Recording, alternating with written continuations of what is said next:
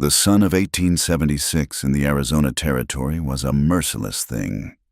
It beat down on the parched earth until the ground cracked like old pottery and the air shimmered in glassy waves above the sagebrush.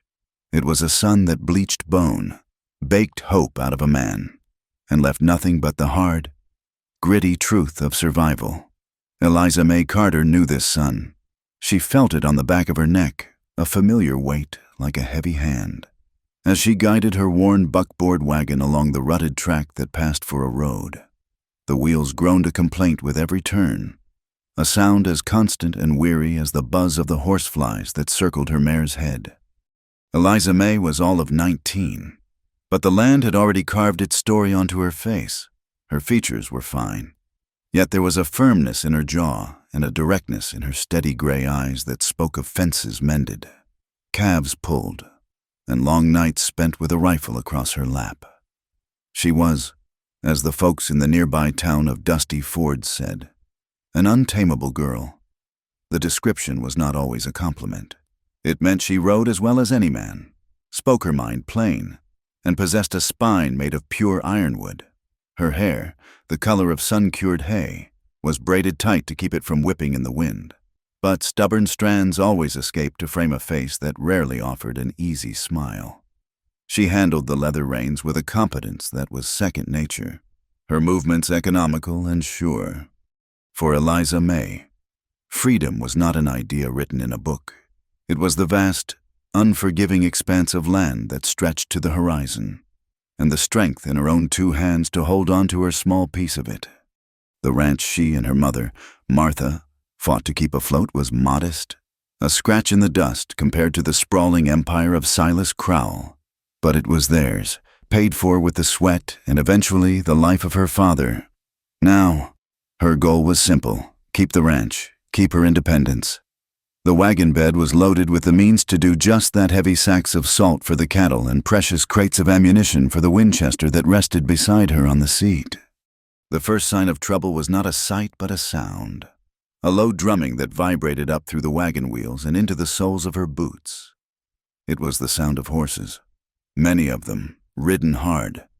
Eliza May pulled back gently on the reins, bringing her mare, Juniper, to a halt.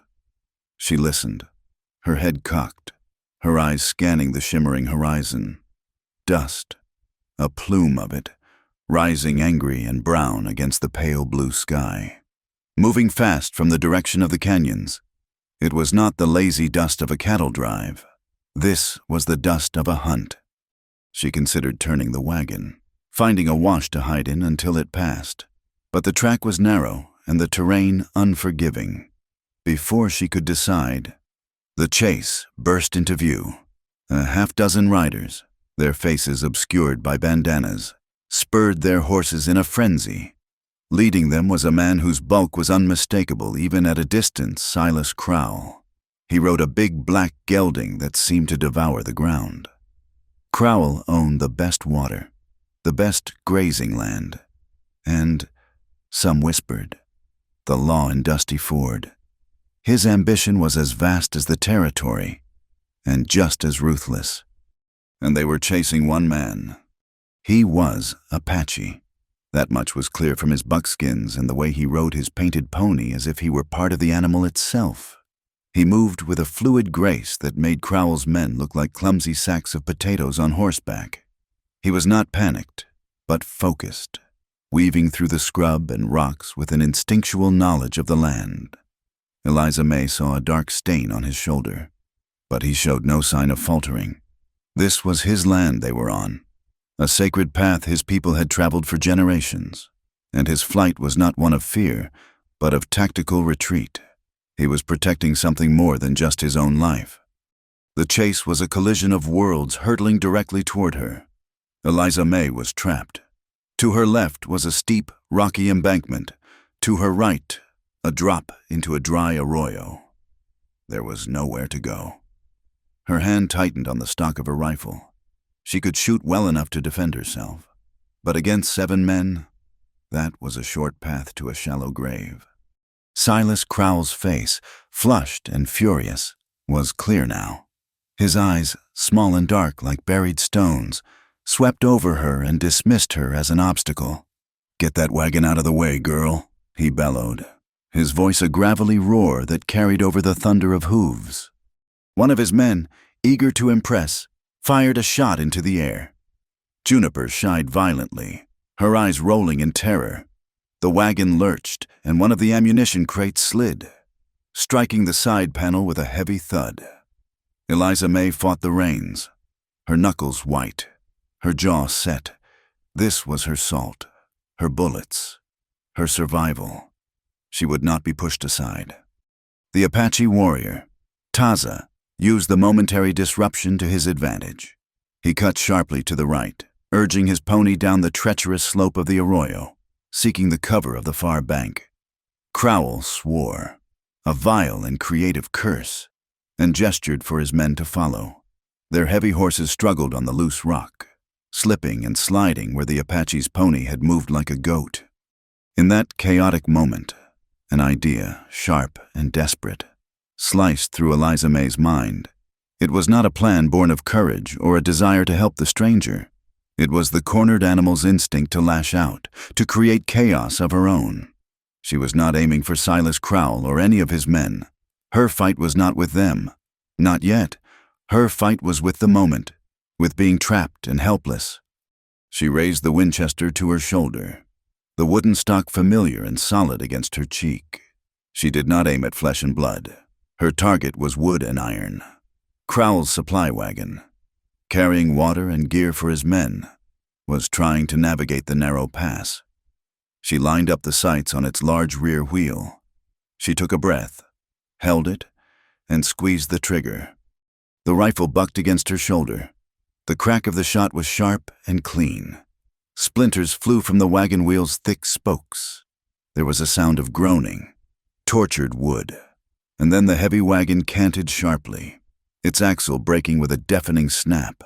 The entire vehicle sagged, its momentum gone, effectively blocking the path like a cork in a bottle. The pursuit came to an abrupt, cursing halt. Crowell's men reined in their horses, which milled about in confusion. Crowell himself turned his big black horse around, his face a mask of pure rage. He ignored the escaped Apache, who was now a distant figure disappearing into the maze of canyons. His cold eyes found Eliza May, still sitting on her wagon with the rifle held steady.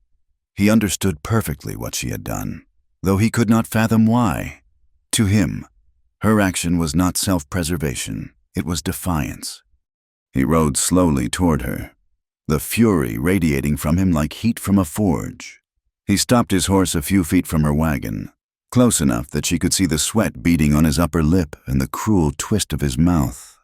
"You just made a powerful enemy, Miss Carter," he said, his voice deceptively low and soft. It was more chilling than his shout had been.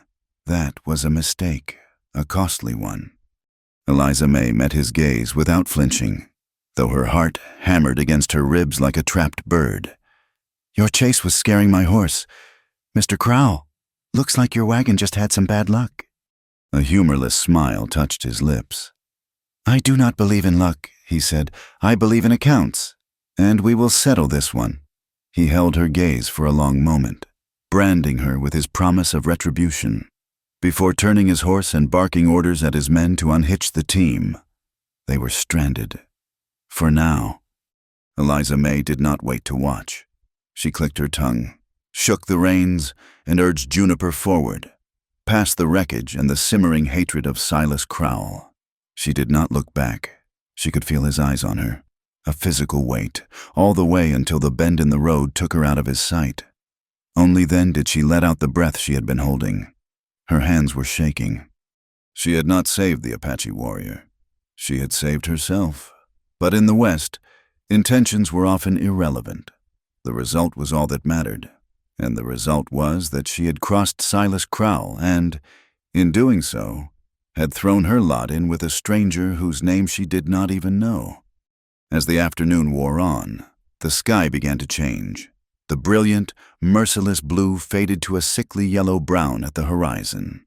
The wind, which had been a hot, steady breath, began to gust and swirl, picking up dust and grit. Eliza May had seen skies like this before. It was the sign of a sandstorm, a proper one, the kind that could strip paint from a barn and scour a soul raw. She urged Juniper on, hoping to make it to the relative safety of the ranch before the storm hit full force. But the storm was faster. The world dissolved into a maelstrom of roaring wind and blinding, stinging sand. The sun vanished. The horizon disappeared. The road, the sky, the very concept of direction was erased, replaced by a suffocating, churning chaos. Juniper whinnied in fear, turning in circles. Eliza May pulled her bandana up over her nose and mouth. Her eyes slitted against the assault. The sand found its way into her clothes, her hair, her teeth. It was like being swallowed alive by the earth itself. She was lost, hopelessly, terrifyingly lost. The wind howled a deafening song, and she could do nothing but huddle on the wagon seat, trying to calm the horse and her own rising panic. The world was fury and noise and darkness. It was in this moment of absolute vulnerability, when the vastness of the land she loved had turned into a monster, that a shape materialized out of the swirling brown haze. It was a man on a horse, a ghost appearing from nowhere. For a wild second, she thought it was one of Crowell's men, come to exact his revenge. She reached for her rifle, but the figure was too close, too fast. He stopped his pony alongside her wagon, and through the grit and gloom, she recognized him. It was the Apache warrior. He said nothing. His face was a mask of calm focus, his dark eyes assessing her situation in an instant. The wound on his shoulder was a minor graze, already staunched. He leaned from his horse and, before she could react, took Juniper's reins from her unresisting hands. The gesture was not violent, but it was absolute. It was an act of possession. Eliza May opened her mouth to protest, to demand, to say something, but the words were stolen by the wind. What could she say? He held her survival in his hands. He was her only anchor in the storm. With a soft cluck to his own pony and a firm tug on Juniper's reins, he turned them into the teeth of the wind. He did not look at her. He seemed to be navigating by some internal compass, reading the land through the soles of his feet. He was leading her, a captive, deeper into the wilderness. But as the horse and wagon followed him into the blinding chaos, a strange and unsettling thought settled in Eliza May's heart. She had been captured, yes, but in the heart of a storm that would surely have claimed her. She had the distinct and terrifying feeling that she had also just been saved. Right and wrong, in the west, was sometimes just the direction the wind was blowing, and right now, it was blowing them together. The world outside the narrow slit of the cave entrance was a howling, sand-blasted nothingness. Taza led her horse and wagon into the relative shelter of a rock overhang, the stone walls muffling the storm's roar to a deep, resonant growl. He moved with an unhurried efficiency that seemed to defy the chaos, his hands gentle but firm as he unhitched a nervous Juniper and led her deeper into the recess, where his own pony stood calmly, tethered to a gnarled root. The air inside was still and cool, thick with the smell of dust and damp stone. For the first time in what felt like hours, Eliza May could breathe without tasting grit. She slid down from the wagon seat, her legs unsteady beneath her. In the dim light, she saw that they were in a shallow cave, more of a deep scoop in the cliff face than a true cavern. It was just large enough for the two of them and the animals. They were trapped, not by a locked door, but by the sheer fury of the elements, and by each other. He had taken her here, but his quiet, watchful presence made it clear she was not free to leave. She, in turn, was the reason he could not simply ride on. They were each other's prisoners, held captive by a shared circumstance. As she moved to check the knots on her supply crates, her boots slipped on a patch of loose scree.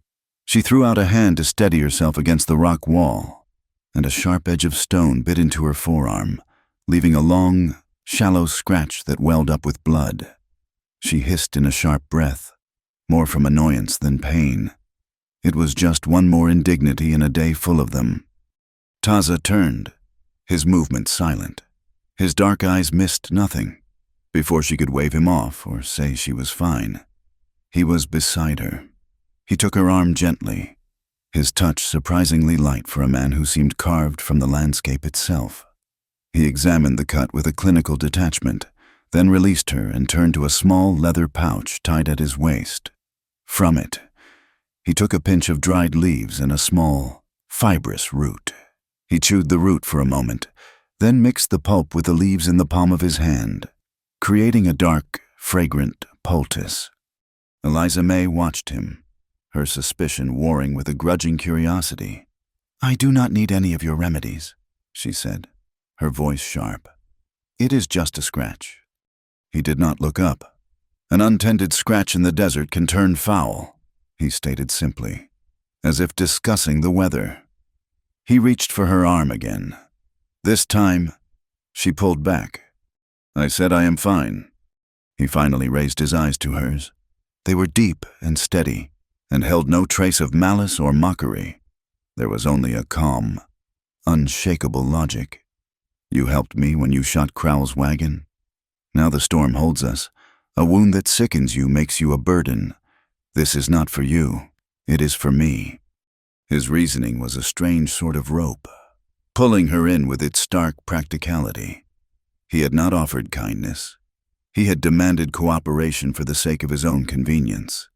It was an argument she could understand. She felt her defiance waver, replaced by a reluctant acceptance. She held out her arm. He applied the poultice to the cut. It was cool and soothing. He then produced a thin strip of clean buckskin and wrapped it neatly around her forearm, tying it with a knot that was both secure and easy to release. The whole process was completed in silence. "There," he said, his task finished. "You will not be a burden." Eliza May flexed her fingers, looking at the tidy bandage. "I owe no debts," she muttered, more to herself than to him, especially not to a man who just captured me with common sense. A faint flicker of something, perhaps amusement, touched the corner of his mouth but did not reach his eyes. "It was the storm that captured you. I only offered a cage." He moved away to build a small, smokeless fire in a ring of stones that looked like it had been used many times before. He used dry twigs he produced from another pouch, and soon a tiny flame danced, pushing back the gloom and casting their shadows long and flickering against the cave walls. The sense of imprisonment lessened slightly, replaced by the intimacy of a shared hearth. They sat on opposite sides of the fire, a silent truce between them. The wind howled its lonely song outside. After a long while, Eliza May could not stand the silence any longer. "You have a name?" she asked, her tone direct. He looked at her across the flames. "I do." He waited a beat, making her feel the weight of the question. "It is Taza." "Eliza May Carter," she offered, not wanting to be outdone in forthrightness.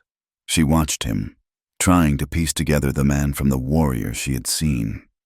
He was leaner than she had first thought, his strength economical and contained.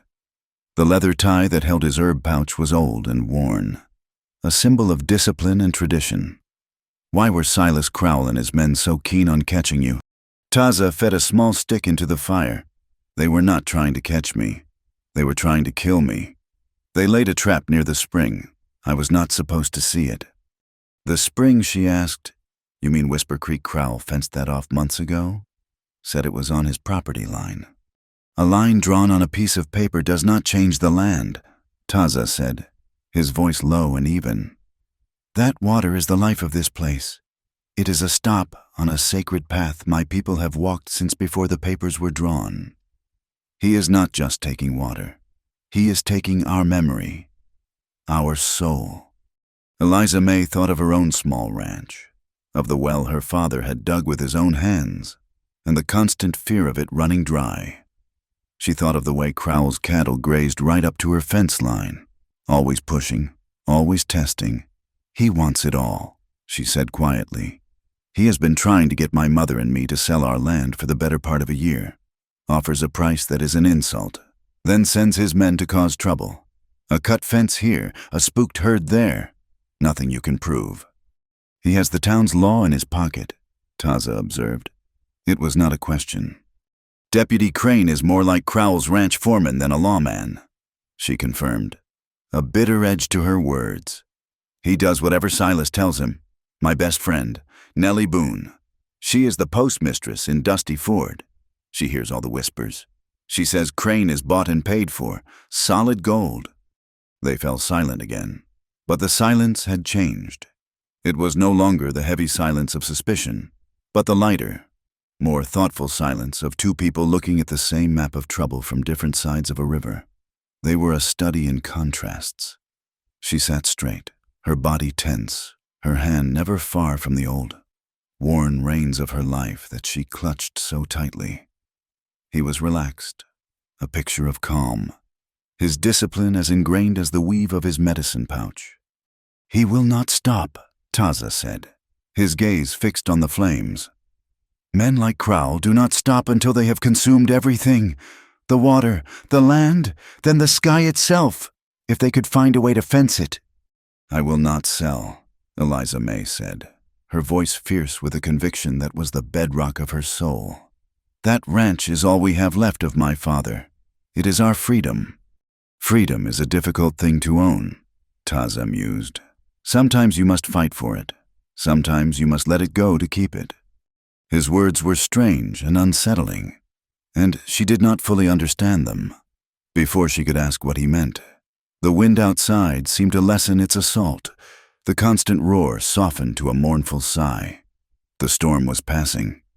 As the first pale light of dawn filtered into the cave, painting the dusty air in shades of gray and rose, the reason for their truce evaporated.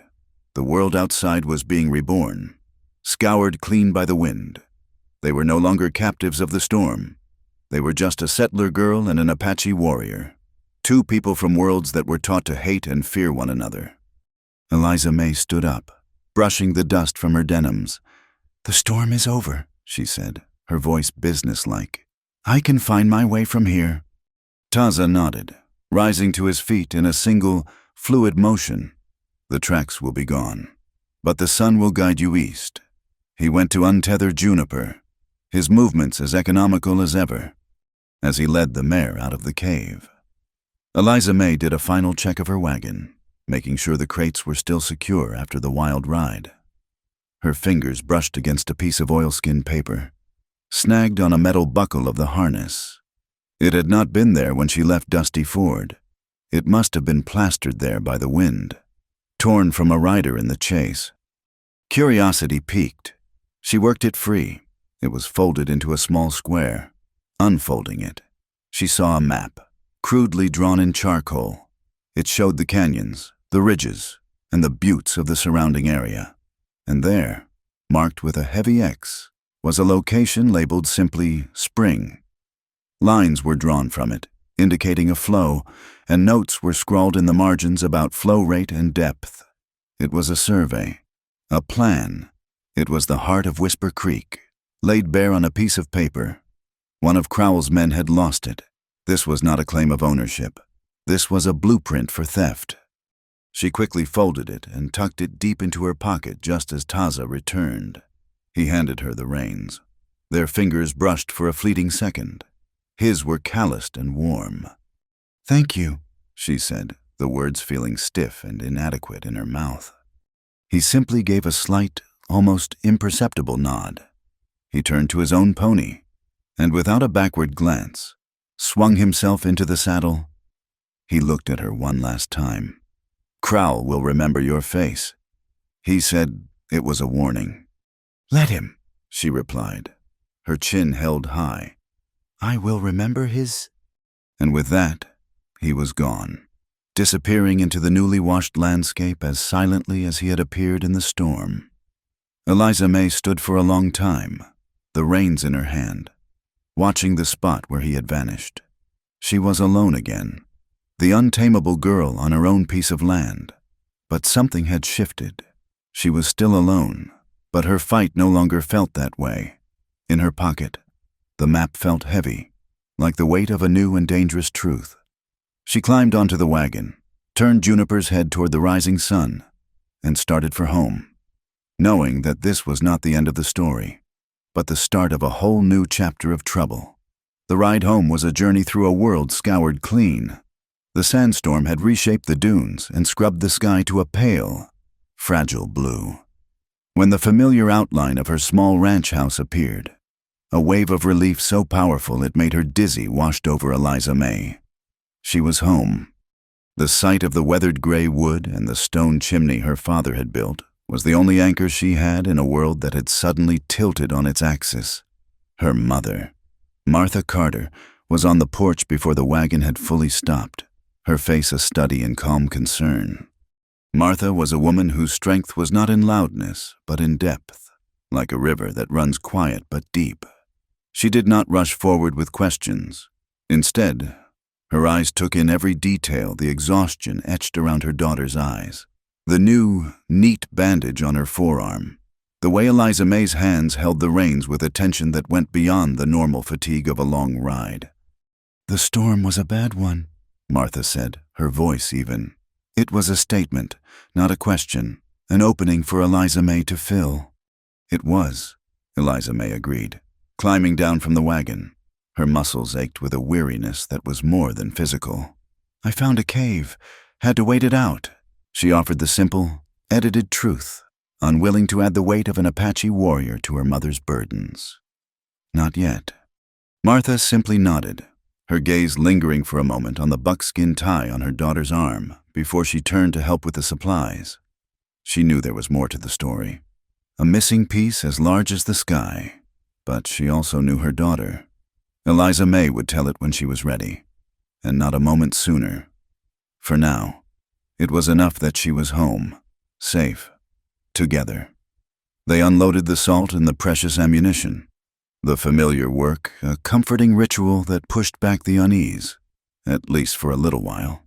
The silence between them was not empty, but filled with the unspoken trust that had been the foundation of their lives since her father's passing.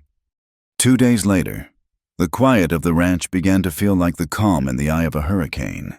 They needed flour and other provisions, which meant a trip to Dusty Ford.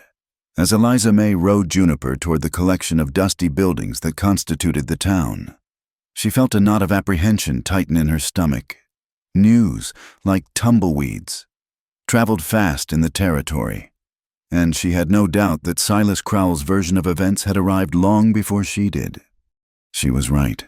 The moment she dismounted in front of the general store, she felt it, a change in the air. The usual greetings and nods from familiar faces were absent, replaced by curious, sidelong glances and conversations that dropped to whispers as she passed. In a town where everyone's business was a matter of public record, a mystery was a thing to be picked apart and examined from all angles. And a mystery involving Crowell and a renegade Apache was the most tantalizing sort of all. Inside the store, the air was thick with the scent of coffee beans, cured leather, and gossip. Mr. Henderson, the proprietor, polished the counter with a cloth, his eyes avoiding hers. He took her order with a clipped efficiency that was a world away from his usual friendly chatter. The chill was more potent than an outright accusation. It was the cold shoulder of a community turning away. A gentle voice cut through the frost. "Eliza May, it is good to see you back safe." She turned to see Reverend O'Rourke, the town's spiritual guide. He was a kind man whose faith was a quiet, sturdy thing, not a weapon to be wielded. His smile was genuine, a small island of warmth in the sea of coldness. He was the conscience of Dusty Ford, a reminder of the better angels of their nature, even when those angels were in hiding. "Reverend," she said, her voice tight with a gratitude she could not fully express, "the storm gave us all a fright." "Indeed it did," he said, his eyes holding hers with understanding. "Storms pass, my child. Remember that." From across the room, she saw Dr. Ruiz packing his black bag. He was a man of science and pragmatism, his hands skilled at setting bones and stitching wounds. He dealt with the physical realities of life on the frontier and had little time for baseless speculation. He met her gaze and gave her a curt, professional nod. It was not friendship, but it was not judgment either. It was an acknowledgement of her existence, and in that moment, it was enough. But any comfort these small gestures offered was shattered when she stepped back out onto the sun-baked street. Silas Crowell was waiting for her, leaning against a porch post as if he owned it, which, she thought, he probably did. He pushed himself upright, a smirk playing on his lips. "Miss Carter," he said, his voice oozing a false concern that made her skin crawl. "I hear you had quite an adventure. The whole town is buzzing about it." "I got caught in a storm. Mr. Crowell," she said flatly, refusing to rise to his bait. "Is that what they are calling it now?" he chuckled. "I must say, you have caused quite a stir. A young woman, out in the wilderness, getting mixed up in things that do not concern her. People are talking. It is not good for a reputation." He paused, letting his words hang in the air like dust motes. "Which brings me to my offer. Your land. I am prepared to be generous. I will take it off your hands. Give you and your mother enough to start fresh somewhere else. Somewhere people do not have such long memories." It was a blatant threat disguised as an act of charity. He was using the town's prejudice as a weapon, twisting her survival into a scandal to drive her out. The injustice of it burned in her throat like alkali dust. She looked him straight in the eye, her own gaze as hard and unyielding as granite. "My ranch is not for sale. Mr. Crowell? Not now. Not ever. And as for my reputation, I will thank you not to trouble yourself with it." His smile vanished. "A proud woman often ends up with nothing but her pride," he said, his voice turning cold. "You would be wise to reconsider." Before she could form a reply, a cheerful voice called her name. "Eliza May." "There you are. Nellie Boone," her red hair a bright flame under the harsh sun, hurried toward them, her mailbag slung over her shoulder. Her presence broke the tension, and Crowell, with a final, lingering glare, turned and walked away. Nellie's smile, however, did not quite reach her eyes. "Do not let that old buzzard get to you," she said in a low voice. "But you ought to be careful. His men have been telling a wild tale all over town." She handed Eliza May a letter. "This came. I am sorry." Eliza May took the envelope. The return address was the bank in Prescott. Her heart sank. She did not need to open it to know what it said. The loan her father had taken out, the one they had been struggling to pay down, was coming due. The timing was too perfect to be a coincidence. Crowell was squeezing them from all sides. Her journey home from town was a gauntlet of small aggressions. As she was mounting Juniper, Deputy Crane materialized beside her. He was a large, beefy man whose face seemed permanently set in a scowl. He tipped his hat in a gesture that was more mockery than respect. "Miss Carter," he said, his voice a low rumble. "Just wanted to make sure you got your supplies all right. It is a dangerous ride back to your place. Lonely. All sorts of things can happen. A person ought to be careful not to draw the wrong kind of attention." The warning was as subtle as a blacksmith's hammer. She stared at him, saying nothing, her contempt a shield. She nudged Juniper with her heel and rode out of Dusty Ford, leaving the whispers and the threats behind. But the weight of them settled on her shoulders, heavier than any sack of salt.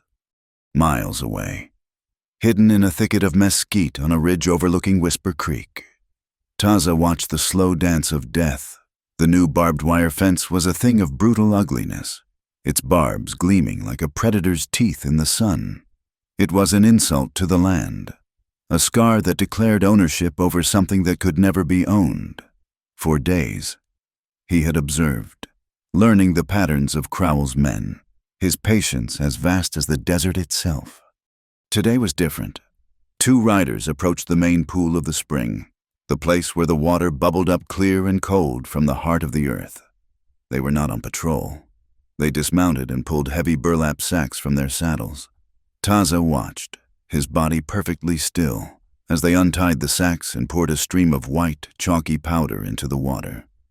The effect was almost immediate. The clear water turned a milky, sickening white.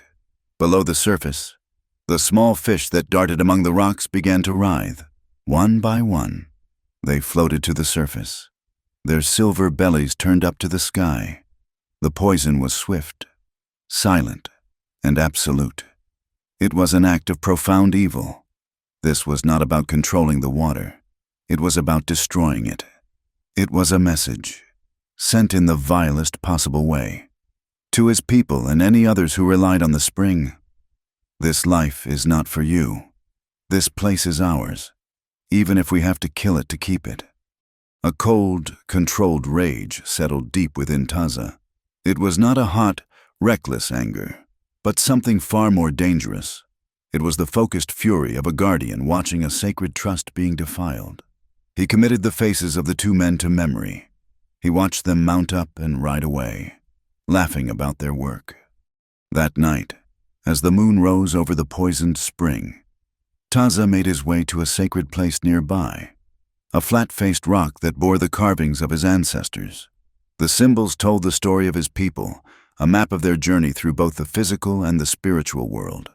He traced the lines with his fingers, feeling the connection to the generations who had come before him.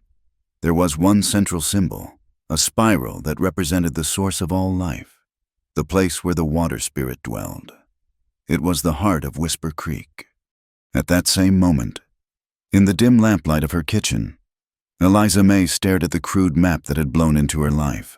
The financial pressure, the social isolation, the physical threats. It all came to a single point. Silas Crowell wanted her land because he wanted the water that ran beneath it. The map was the proof. Her eyes traced the charcoal lines, the rendering of the canyons and the creek. Her fingers stopped on the heavy X that marked the location of the spring.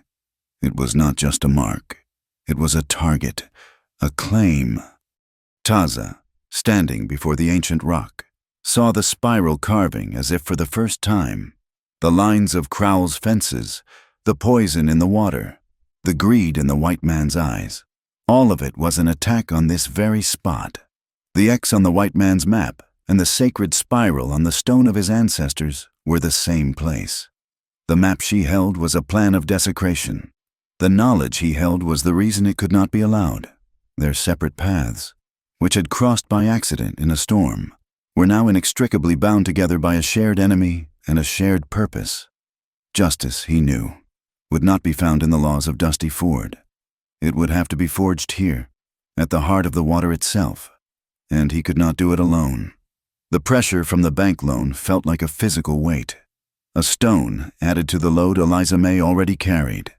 The town's suspicion was a constant, itchy blanket in the heat. She knew waiting was a losing game. Action, however dangerous, was the only path forward. But she could not act alone. She needed Taza. The problem was, the desert did not have a post office. Finding him would be like finding a specific grain of sand in a storm. She had to trust that he was as invested in this fight as she was. She took a risk. The next morning, she rode out, not toward Dusty Ford, but toward the canyons. She did not go far, just to a place where the trail narrowed between two rock formations, the place where the chase had trapped her. There, on a flat, sun-bleached stone beside the path, she left a sign, not a letter, nothing a man like Crane would understand. She took the old, frayed rein from Juniper's bridle, a piece of leather her father had mended twice, and tied it in a specific knot, a double figure 8 her father had taught her for securing a heavy load. She left it lying conspicuously on the rock.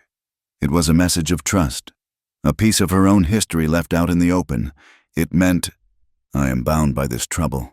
I need help. Then she rode home and waited. For 2 days, a tense silence was the only answer. Doubt began to creep in. Maybe he had moved on. Maybe he saw her as part of the problem, a settler to be avoided. On the third morning, as she fetched water from the well, she saw it. On the top rail of the corral fence, a single hawk feather was tied with a thin strip of sinew. It had not been there the night before. She knew, with a certainty that settled deep in her bones, that it was his answer. The feather pointed northwest, toward Painted Butte, a formation of red and orange rock that stood like a lonely sentinel against the sky.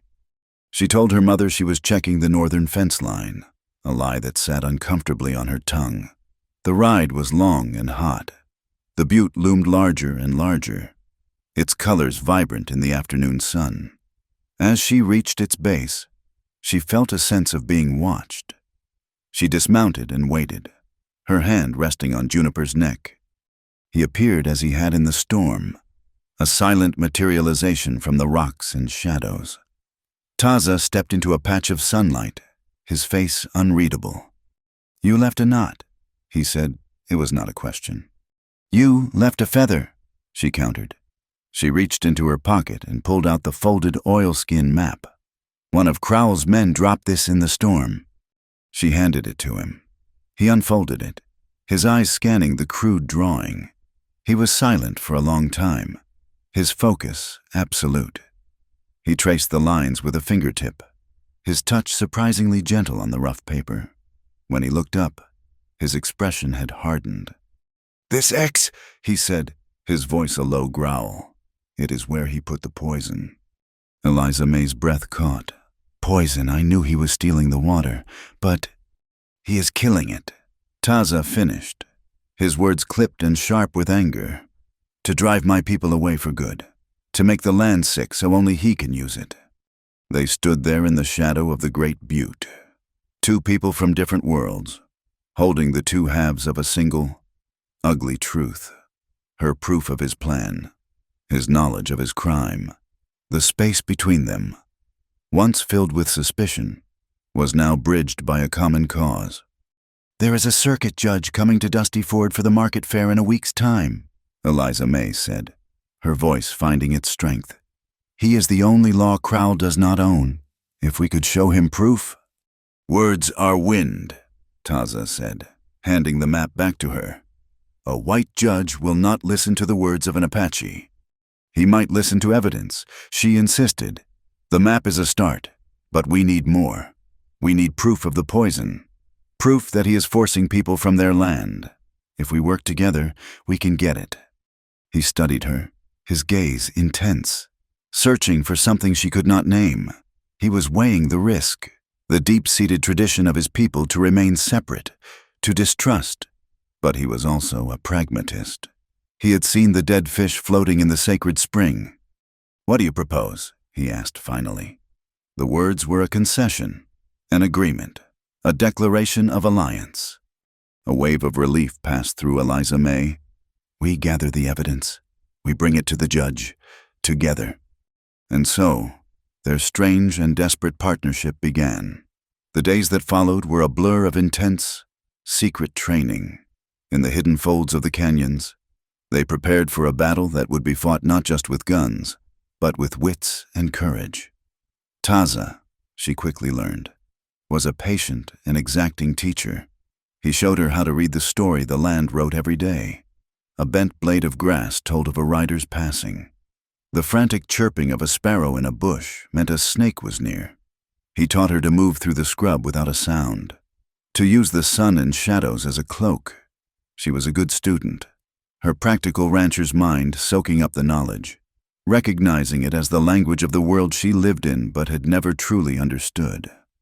In return, she taught him the art of verbal survival in a white man's town. They sat by a small fire as dusk settled, and she coached him. "You cannot be silent," she explained. "To them, silence is guilt or stupidity. You have to use their own words against them." "Like a weapon?" he asked, a genuine curiosity in his eyes. "More like a shield," she corrected. "If Deputy Crane says to you, 'We do not like your kind around here,' what do you do?" "I walk away," he answered. "No," she said, shaking her head. "You look him in the eye, and you say, 'I am not fond of his kind either.' You see, you agree with him, but you make him the kind you are talking about. It will confuse him long enough for you to move on." A slow smile, the first she had ever truly seen from him, touched his lips. "That is a strange way to fight." "Welcome to Dusty Ford," she said with a dry laugh. They practiced signaling, using a small mirror she owned to flash messages across canyons. A single long flash meant all clear. 2 short flashes meant a danger. He showed her how to make a signal fire that produced thick smoke for a short time, a clear plume against the sky that could be seen for miles. They practiced shooting, not at targets, but at knots on a dead tree or pine cones on a high branch. The goal was not to kill, but to disable, to disarm. A bullet that misses is just a noise. Taza told her, a bullet that hits a man's belt buckle when he reaches for his gun. That is a message. One night, after a long day of practice, they shared a meal of rabbit he had snared. The fire crackled, a small bubble of warmth and light in the vast, dark expanse of the desert. The easy banter of their training sessions fell away, replaced by a more somber quiet. Eliza May stared into the flames, the dancing light reminding her of the cold gleam of ice.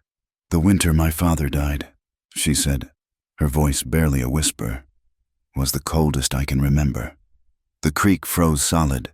Then our well went dry. There was no water. We had to haul buckets of snow to the house to melt on the stove, just to have enough for us and the animals." She paused, the memory still sharp and painful. He worked so hard, out on the frozen creek with an axe, trying to break through to the water below for the cattle. The cold got into his lungs. Dr. Ruiz said there was nothing he could do. He died because of a lack of water. Taza was silent for a long time, his gaze also fixed on the fire. When he spoke, his voice was flat, heavy with a grief that had been carried for years. "My younger brother was small for his age," he said. "The soldiers came in the season of the long snows. They said our land was now theirs. They pushed us from our winter grounds, made us walk south. The walk was long. There was not enough food. The water we found was often foul. My brother, his feet were cracked and bleeding. One day, he sat down by the trail and said he could not walk anymore. The next morning, he did not wake up." In that moment, by the flickering firelight, the chasm between their worlds vanished. The labels of settler and Apache dissolved into the shared, universal language of loss. They were no longer allies of convenience. They were two people who understood the brutal cost of a world where the powerful could take the very essence of life, be it water or land, from the powerless. This was the true beginning of their trust, a foundation built not on plans or strategies, but on the bedrock of shared sorrow. He reached into the small pouch at his waist, the one that held his herbs and remedies. This time, he did not pull out leaves or roots. He brought out a small, clear crystal of quartz, its facets catching the firelight and breaking it into 100 tiny rainbows. It was smooth and cool to the touch. He held it out to her. "This is the eye of the desert," he said. "It sees the truth when the sun's glare tries to blind you." She took it from him, her fingers closing around its solid shape. It was not a gift of sentiment, but of purpose, a tool, a symbol of their shared vision. She curled her hand around it, feeling its faint warmth. "Thank you," she whispered. Back in Dusty Ford, the lamps were being lit in the saloon and the general store. Nellie Boone was working late in the post office, sorting the mail that had just arrived on the evening stage. The door was propped open to catch the cooling night air. It was through this open door that she heard the voices from the alleyway beside the building. One was loud and coarse, one of the ranch hands from Crowell's outfit. The other was the unmistakable, gravelly rumble of Deputy Crane. "The boss wants this handled at the fair," Crane was saying, "clean and simple, no mess." "So I just pick a fight with him?" the other man asked. "You get in his face," Crane instructed. "Accuse him of cheating at a card game. Anything, make a scene. When he pushes you, you go down hard. I will have this wallet. See?" There was the sound of leather slapping a palm. "It will fall out of your pocket. I will be there to pick it up and find it in his possession. Resisting arrest, theft, assaulting an officer. He will not see daylight again for 20 years. Nellie froze, her hand hovering over a stack of letters. Her blood ran cold. They were not just planning to discredit Taza. They were planning to build him a cage, a trap, baited with lies and sprung by the law itself, was being set. and the market fair was the place it would all happen. She sank back into the shadows of the post office, her heart hammering against her ribs. The alliance Eliza May and Taza had just forged was about to be tested in a way neither of them could possibly imagine. The day of the Dusty Ford Market Fair dawned bright and hot, the sky a vast, empty canvas of blue.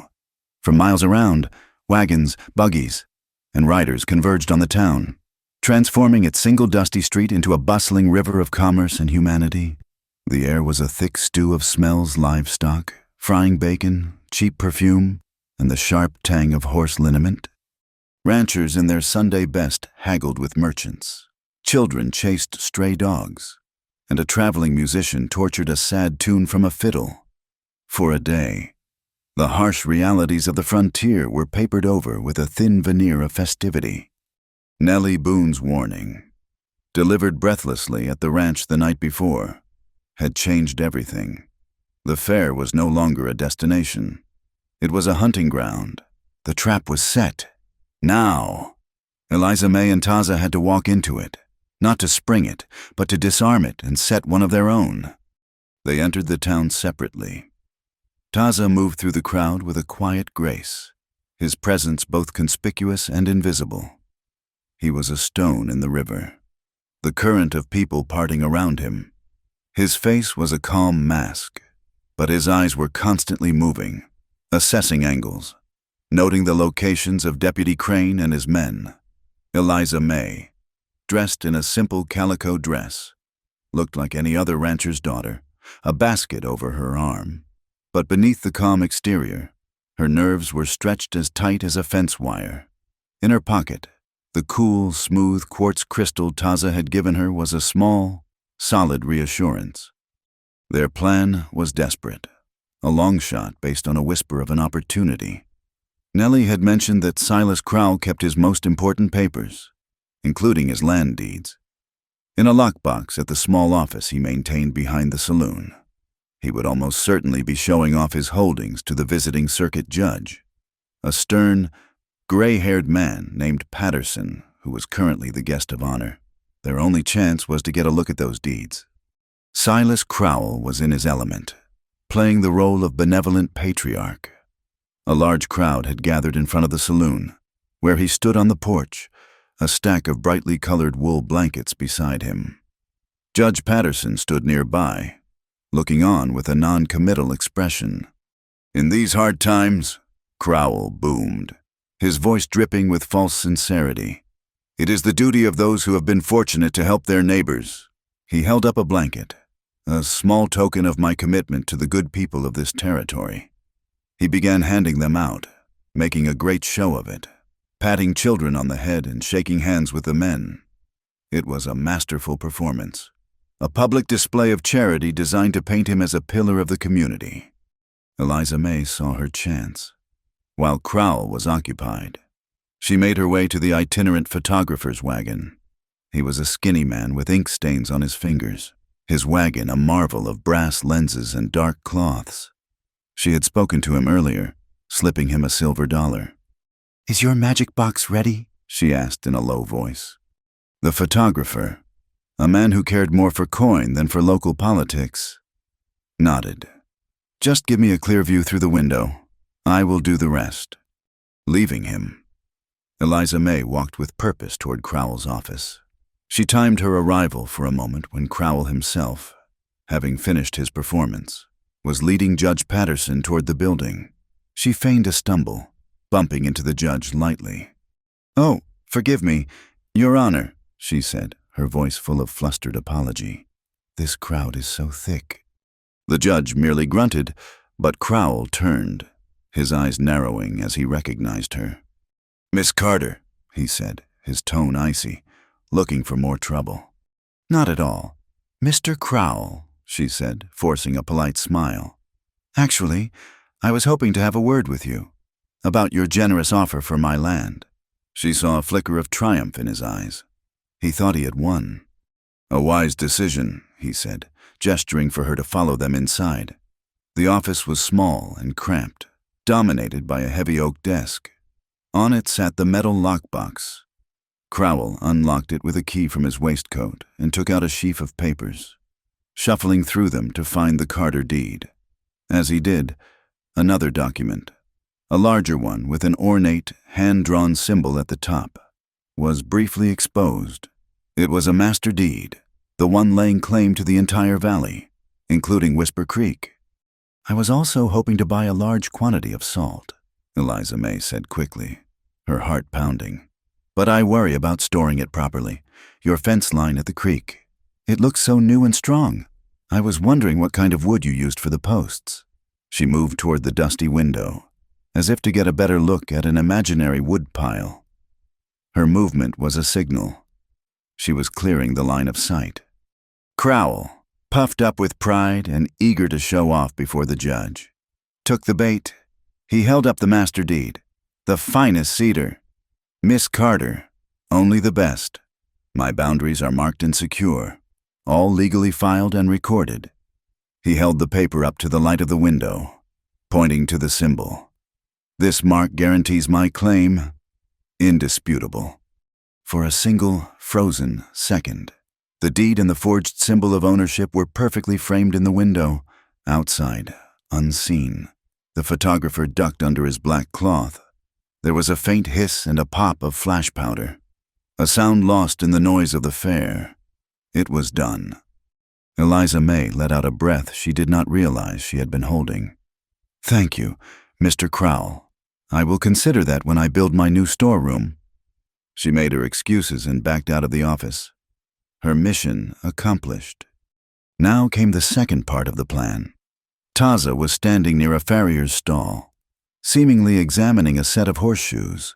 A large, belligerent man, one of Crowell's ranch hands she recognized from the chase, swaggered up to him. This was Crane's man. The trap was about to be sprung. "Well, well," the man sneered, his voice loud enough to draw attention. "Look what we have here.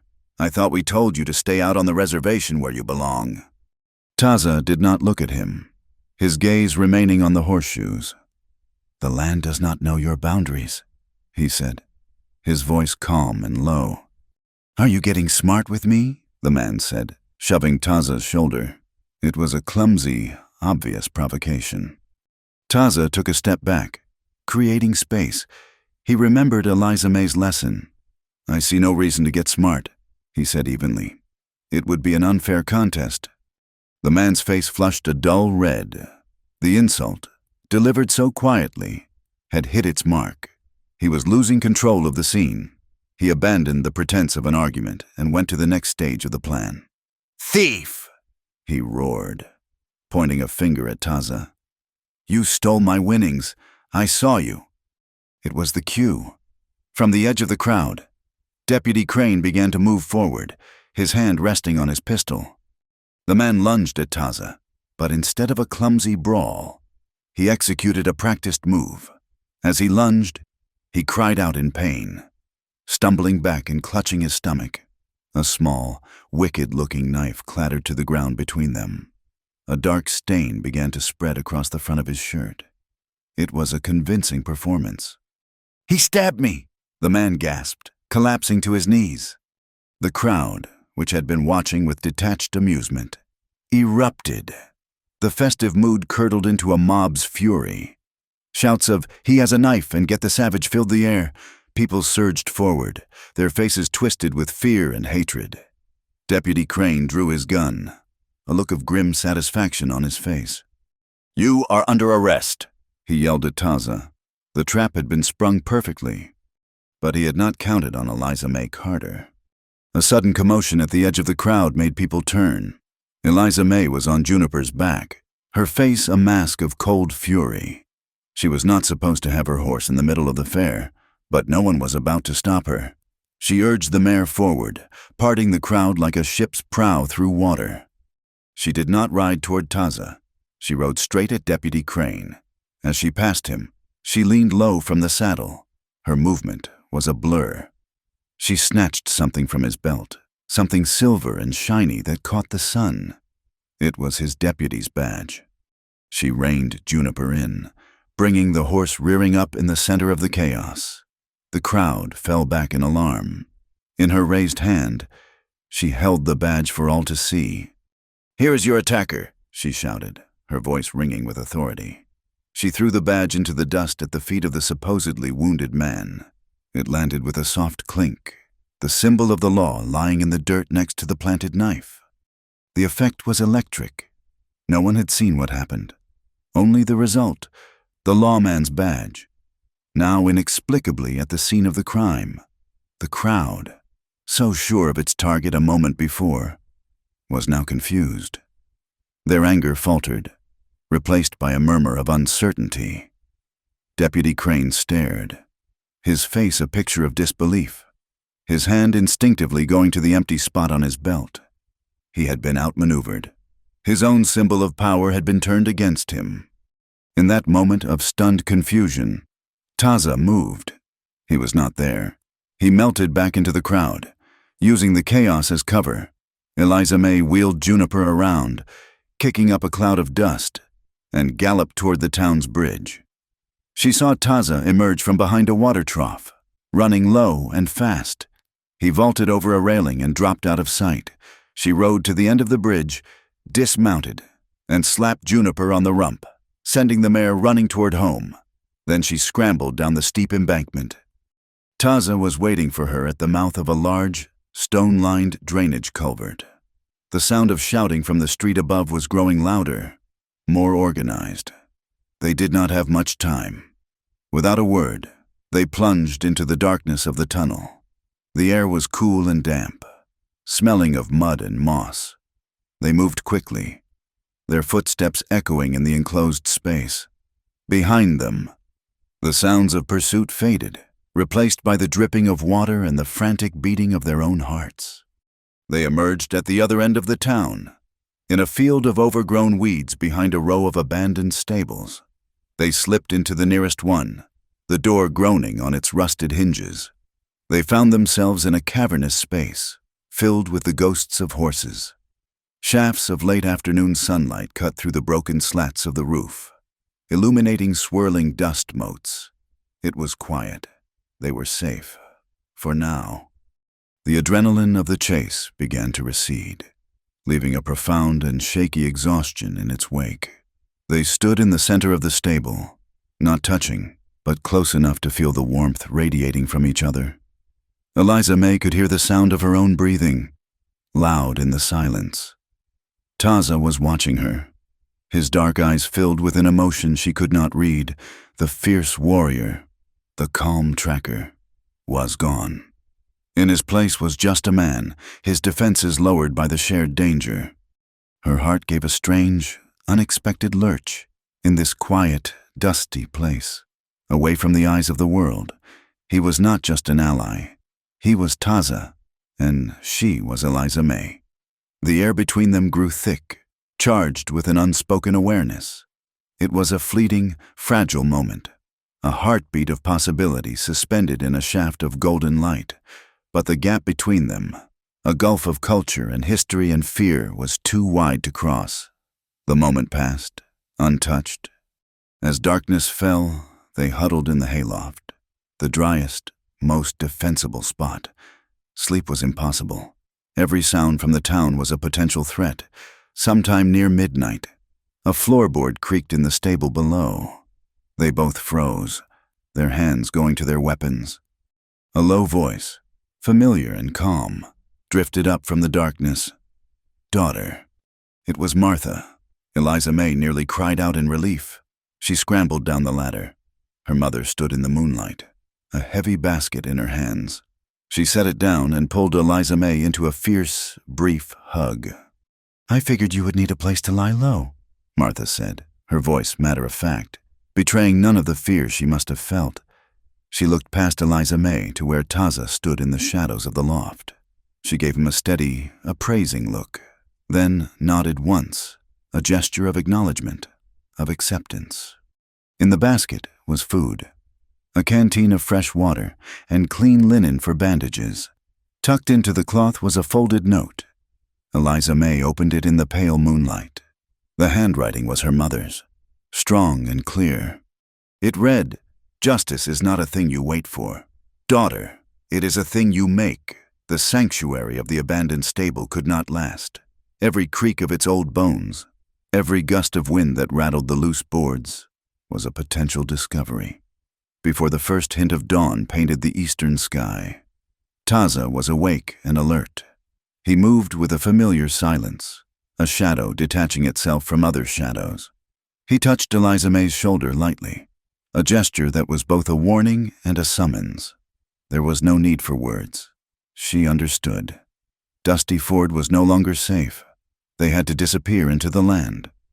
They slipped out of the town as the last stars were fading, moving west toward the jagged spine of the mountains. Their path was a secret one, known only to Taza, a winding game trail that was all but invisible to an untrained eye. As they climbed higher, the air grew thinner and cooler. The sun rose behind them, setting the desert floor ablaze with light. But here in the high country, pockets of cool, deep shadow remained. They found their refuge on a wide ledge, tucked under the protective overhang of a massive rock face. It was a defensible position, with a clear view of the approaches below and a small, hidden spring seeping from a crack in the rock, providing just enough water. For a full day, they rested, recovering from the tension of the fair. They spoke little, the shared danger having forged a communication that went beyond words. But as evening approached, the sky began to bleed from blue to a bruised purple and gray. The wind picked up, carrying with it the clean, sharp scent of rain on dry earth. A low rumble of thunder echoed through the canyons. A storm was coming, but this was not the violent, sand-choked fury of their first meeting. This was a storm of water, a rare and precious gift in this parched land. As the first fat drops began to fall, spattering against the dry rock, a shiver ran through Eliza May, a tremor that had nothing to do with the cooling air. A deep ache settled into her bones, and the scratch on her forearm, the one she had all but forgotten, began to throb with a dull, insistent heat.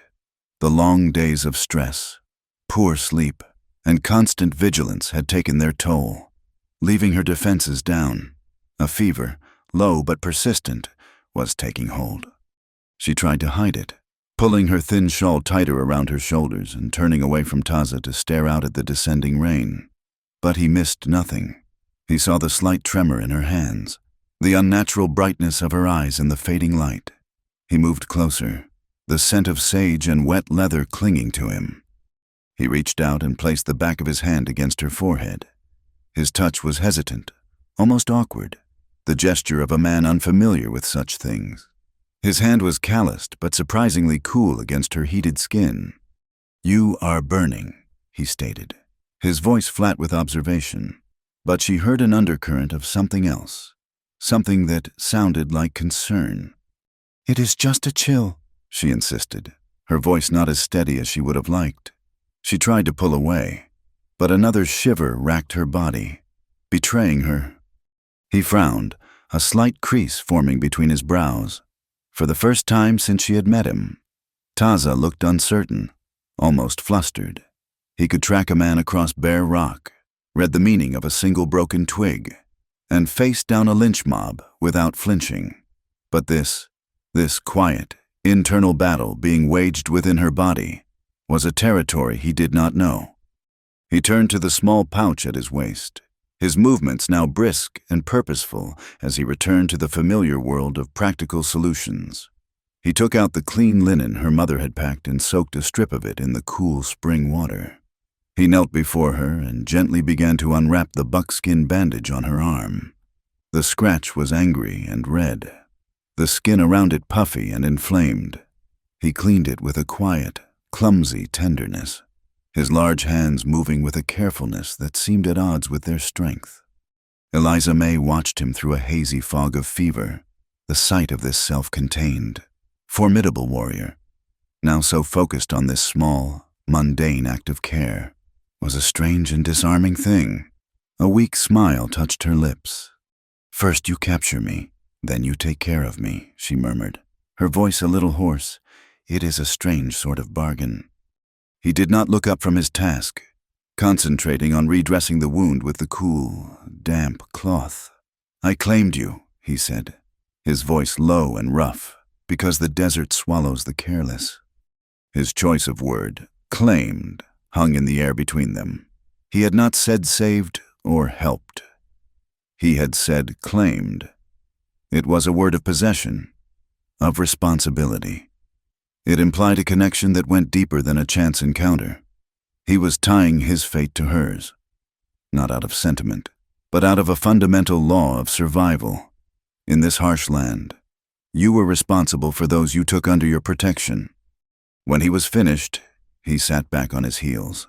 The rain was falling steadily now, a soothing, rhythmic drumming on the rock above them. It washed the dust from the air and seemed to be cleansing the world, stripping it down to its essential truths. The fever made her feel untethered, her usual defenses washed away with the rain. "Thank you," she said, her voice soft. He simply nodded, his gaze locked on her face. The firelight from their small, sheltered blaze cast dancing shadows across his strong features, softening the hard lines and revealing a vulnerability she had never seen before. He was no longer just the Apache warrior. He was Taza, and in his eyes, she saw not a captive, but a woman. The space between them seemed to shrink, the vastness of the wilderness outside fading away until there was only this small circle of warmth and light, this island in the storm. He reached out, his fingers gently brushing a stray, damp strand of hair from her cheek. His touch lingered, a spark in the cool, rain-scented air. She did not pull away. Her heart, which had been beating a slow, feverish rhythm, began to beat faster, a frantic drumming that matched the rain. The fear she should have felt, the fear her world had taught her to feel, was gone. In its place was a profound and terrifying sense of recognition, as if she were seeing him for the first time. He leaned in slowly, giving her every chance to turn away, but she did not move. She tilted her head up to meet him. Their first kiss was not a clash of passion, but a quiet discovery. It was awkward and uncertain, yet as natural and necessary as the rain itself. It tasted of wood smoke and the wild, clean scent of the desert after a storm. It was not a claiming, but a question and an answer all at once. A moment of pure, unvarnished truth in a world built on lies.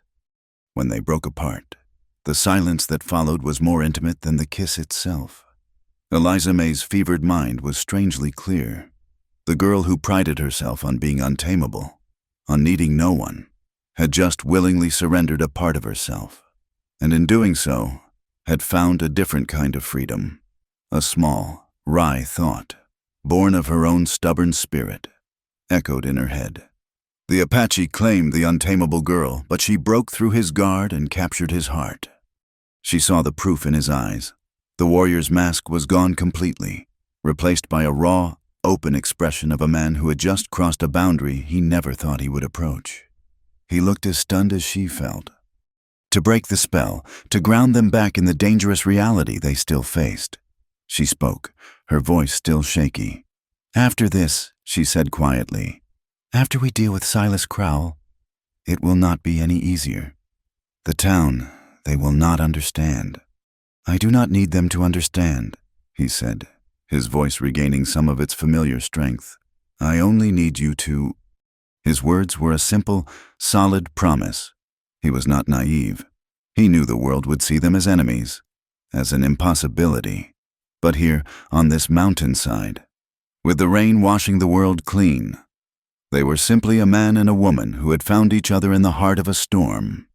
"We will face it," she said, and it was not a question, but a statement of fact, together. He took his heavy wool blanket, worn and smelling of the wild places it had been, and draped it over her shoulders. It was a shield against the fever's chill, an armor of gentle warmth. She leaned against him, her head resting on his shoulder, and for the first time in a very long time, she felt completely safe. They sat in silence, listening to the rain, two fugitives who had just found a home in each other. The rain finally stopped just before dawn. The world was hushed and dripping, the air crystalline.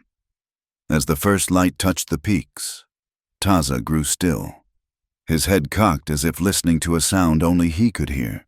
He rose silently and moved to the edge of the ledge, peering down at the trail below.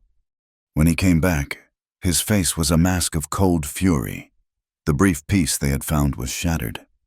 "What is it?" Eliza May asked, sitting up, the blanket falling from her shoulders. He knelt in front of her, his hands taking hers. His grip was tight, urgent. "I went to scout the path back toward the town, to see if it was being watched," he said, his voice tight with a controlled rage. "I found tracks. 2 men on heavy horses. They were not looking for us." He paused, and she saw a flicker of pain in his eyes. There was a third set of tracks. A woman, small feet. They were dragged. There was a struggle. A cold dread began to creep up Eliza May's spine. Who? Taza reached into his shirt and pulled out a small, bright object. It was a scrap of fabric, a jaunty red ribbon, now stained with mud. Eliza May stared at it. She had seen that ribbon 100 times. It was the one Nellie Boone always used to tie back her fiery red hair. "They have her," Eliza May whispered, the words like stones in her mouth. "They are not searching for us anymore," Taza said, his voice grim. "They have their bait." The discovery of the red ribbon hit Eliza May with the force of a physical blow. The fever that had clouded her mind was burned away, replaced by an ice-cold clarity. This was no longer just about land or water. It was about Nellie, her friend, whose only crime was loyalty, had been taken as a pawn in Crowell's brutal game. The guilt was a sharp, stabbing pain. Nellie was in danger because of her. Taza's rage was a different thing entirely. It was not the hot, explosive anger of a cornered man, but the cold, focused fury of a hunter. The brief peace they had found on the mountainside was an illusion, a moment of stolen warmth before a colder winter. He saw the self-blame in Eliza May's eyes and put a hand on her shoulder, his grip firm and steadying. "This is not your fault," he said, his voice a low growl. "This is the act of a coward who uses women as shields. We will get her back." There was no question of if, only how and where. Taza knelt, examining the muddy scrap of ribbon as if it were a map. "They took her from the edge of town, near the old livery. They did not take her far. They want us to know she has been taken. They want us to come for her."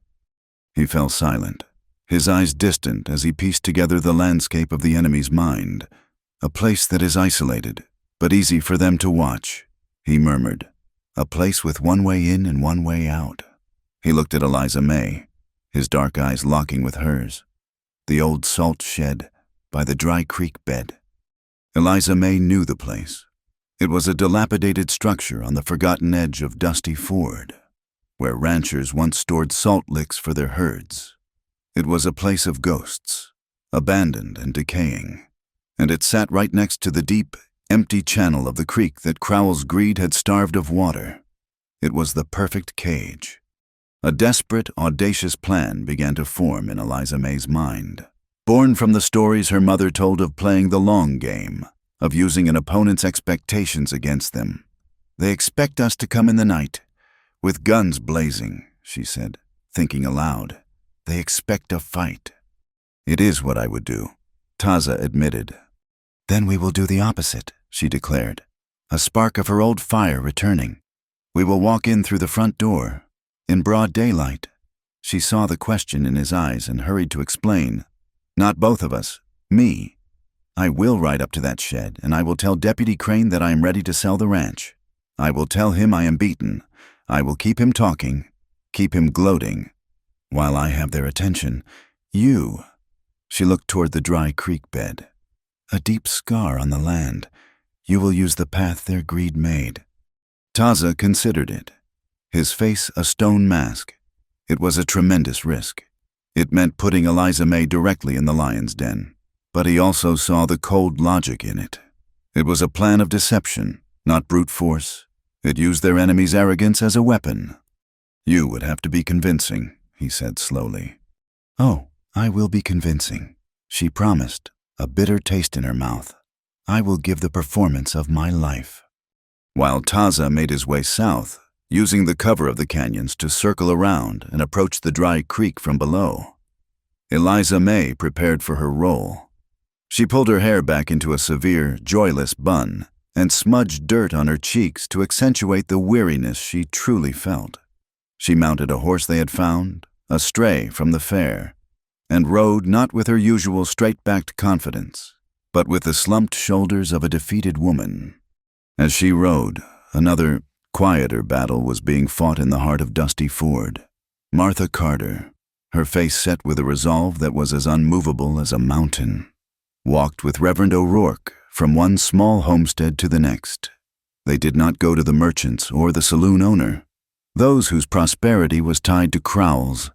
They went to the others, the small ranchers and farmers who had also felt the squeeze, the ones who had to haul water and watch their own wells go dry.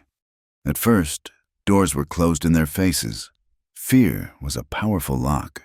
But Martha's quiet dignity and the Reverend's steady moral authority were a potent combination.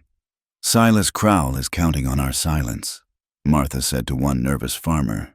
A man whose corn was withering on the stalk. He believes we are all too scared to speak as one. Are we going to prove him right? Slowly, one by one. A few courageous souls put their names to the collective complaint the Reverend had drafted. It was not a flood, but it was a trickle. It was the first sign that the dam of fear Crowell had built around the community was beginning to crack. Eliza May saw the salt shed in the distance, a squat, ugly building under the harsh afternoon sun. Two of Crowell's men were posted outside, rifles held loosely in their hands. As she approached, one of them recognized her and called out. A moment later, Deputy Crane emerged, blinking in the bright light, a cruel, triumphant smirk on his face. She slid from the horse, letting the reins drop to the ground. She did not meet his eyes, keeping her gaze fixed on the dust at her feet. I need to talk to you, she said, her voice hollow. Well, well, Crane gloated, swaggering toward her. Look what the storm blew in. Finally come to your senses. Have you? I have, she said, the words feeling like poison on her tongue. You have won. I want to sell. Just let my friend go. Crane laughed, a harsh, ugly sound. It is not that simple. Your friend is a witness to a crime. She saw that Apache fellow consorting with a known fugitive. That is you. In case you were wondering, we will have to hold her for the judge. He leaned closer, his voice dropping to a conspiratorial whisper. But maybe, if you are cooperative, we can make sure the judge hears about her good character. Sign the deed over to Mr. Crowell, and I will see what I can do. At that moment, 100 yards away, Taza slipped into the dry creek bed. The channel was deeper than it looked, a trench of cracked mud and thirsty stones. He moved like a ghost, his buckskins blending in with the brown earth. The silence was absolute, broken only by the crunch of his own moccasins on the dry ground. This dead waterway, a testament to Crowell's crime, was now his path to delivering justice. Above, Eliza May kept Crane talking. The deed, she said, her voice trembling slightly. My mother has to sign it as well. I need to bring it to her. She was stalling, fighting for every precious second. Do you think I am a fool? Crane sneered. You will sign right here, and then you will ride out and get your mother's signature. One of my men will go with you, to make sure you do not get lost again. He was enjoying this, savoring his victory. Below, Taza had reached the point directly behind the shed. A small, grimy window, covered in cobwebs, was set low in the back wall. He peered through it. He could see Nellie, tied to a chair. She was frightened, but her chin was held high, a spark of defiance still in her eyes. There was one guard inside with her, a lanky youth who looked bored and nervous. Taza knew he had to be fast. He pulled his knife from its sheath. He did not use it to cut. He used the heavy pommel to strike the wooden frame of the window with a single, sharp blow. The rotten wood splintered, and the window swung inward, Before the guard could even turn around, Taza was through the opening. He moved in a silent blur.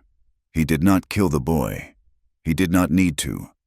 A swift strike to the back of the neck, and the guard crumpled to the floor, unconscious. Outside, the sound of the splintering wood was a faint crack, almost lost in the wind. But Crane heard it. His eyes narrowed with suspicion.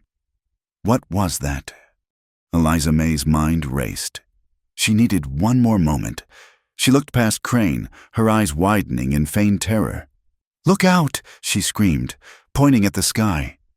Instinctively, Crane and his 2 men looked up. It was only for a second, but it was enough. As their heads were turned, Taza burst from the front door of the shed.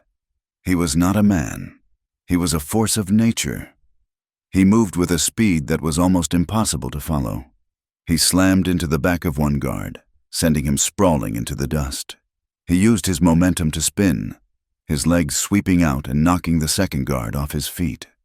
Crane, realizing he had been tricked, cursed and fumbled for his gun.